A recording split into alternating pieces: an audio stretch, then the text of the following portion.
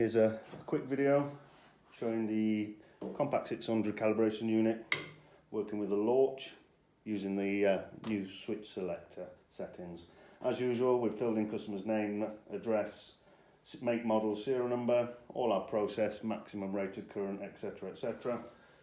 Just got our temperature to fill in, then we can hit start.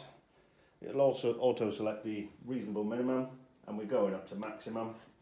And here's a different bit where it actually tells us what we need to do. So, calibration unit on, we're connected up pos and neg as always. Select 16 volts on the welder, and I'm just going to use the trigger to energize. Let the reading settle. Then we record the welder amps 38, welder volts 16, calibrator amps 38, and calibrator volts 14.9. So next reading will be 19.5 volts. Switches 2, 5 and 6. Energize, let the reading settle, and then we'll record the welder reading. So we've got 111 amps, 19.5 volts, 111 amps, and 18.8 on the volts.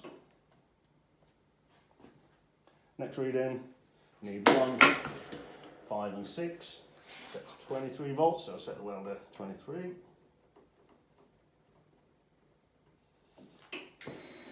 Energize, settle, enter the welder, amps and volts, calibrator, amps and volts, and on we go. 135, 26.5. Again, first it's welder, 252, 26.5, 250, 26.4. Final one, 30 volts.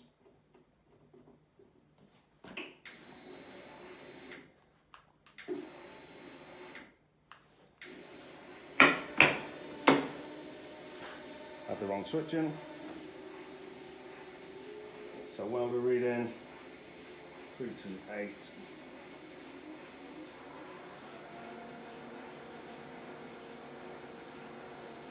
$30.